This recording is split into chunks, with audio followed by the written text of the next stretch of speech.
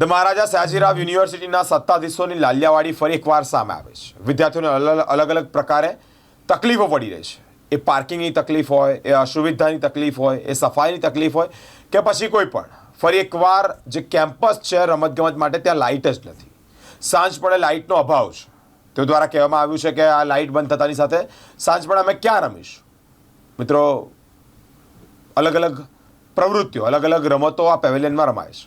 Kho kho, kabaddi, lawn tennis, આ બધી રમતો રમવા વિદ્યાર્થીઓ ક્યાં જશે? કારણ કે સાંજ પડે અંધારું હોય છે. ફિઝિકલ એજ્યુકેશન ડાયરેક્ટરનું આ અંતર્ગત નિવેદન સામે આવ્યું છે. Good afternoon.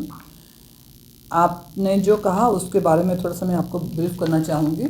डिपार्टमेंट में स्विमिंग पूल, जिम सुबह 5:30 बजे स्विमिंग पूल और जिम सुबह 6 बजे खुल जाता है.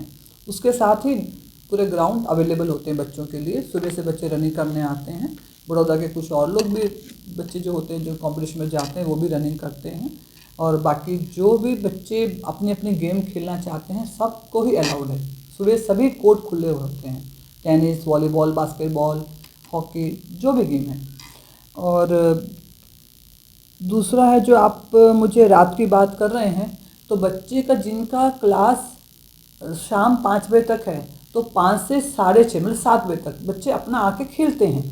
ठीक है. और जैसे अभी ये सर्दियाँ का टाइम है, विंटर टाइम है, तो उसमें बच्चे अंधेरा जल्दी हो जाता है तो बच्चे 6:30 बजे हम उनको बोलते हैं बेटे 6:30 बजे बंद करो. क्योंकि इसमें 2 चीज़ें सर, कुछ लोग बाहर के वॉक भी करते हैं. तो हमें main point security and safety का होता है. हमारी बहनें भी वहाँ खेलती हैं तो उनकी सिक्योरिटी सेफ्टी को ध्यान में रख के हम उनको कहते हैं कि अब अंधेरा में भी 4:30 6:15 हो तो भी आप निकलो और जिसको भी खेलने आना सुबह आ जाओ.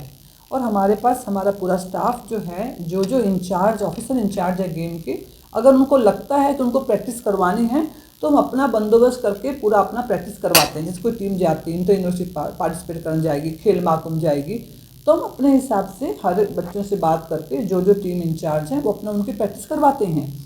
ये जो बच्चे हमारी टीम में नहीं भी हैं वो भी आके खेलना चाहते हैं, वो भी खेलते हैं. यूनिवर्सिटी के सभी बच्चों के लिए ये फैसिलिटी अवेलेबल है. तो मेरी रिक्वेस्ट यही रहती है कि अंधेरे में आप बच्चा नहीं खेलो क्योंकि सिक्योरिटी का इश्यू रहेगा. और दूसरा है कि डिपार्टमेंट बंद करने का टाइम भी है सर. हर फैकल्टी, हर डिपार्टमेंट, हर ऑफिस बंद होती है तो हमारा भी डिपार्टमेंट 7 बजे बंद होता है. तो ये इतनी बड़ी प्रॉपर्टी को बंद करने के लिए समय लगता है. तो हम धीरे धीरे बच्चों को बोलते हैं बच्चों चलो अब हम लोग डिपार्टमेंट बंद करेंगे.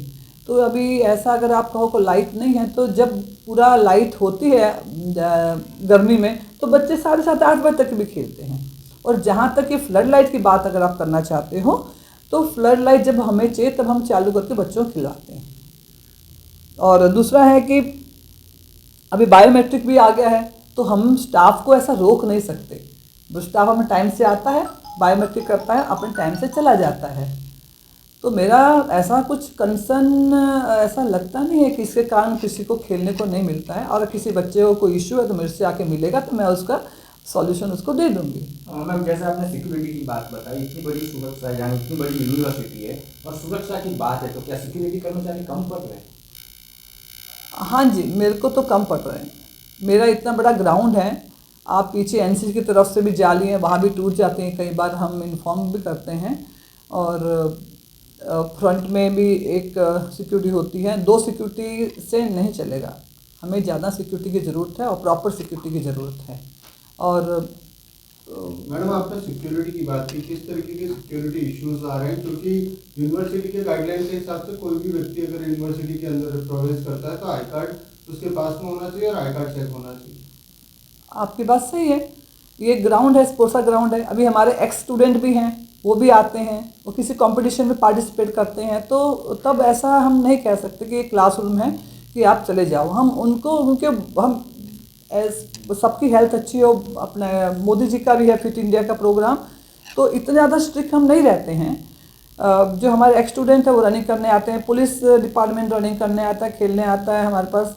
तो हम लोग ऐसा एकदम रिजिड होकर नहीं चलते हैं. पर कोई न्यूसेंस यहाँ ना हो, कोई बाहर से ऐसा व्यक्ति ना हो कि हमारी बहनें खेलती हैं या उनको कुछ थ्रेटन हो या कोई और तरह का कुछ प्रॉब्लम हो, उनको हम ज़रूर रिस्ट्रिक्ट करते हैं सर.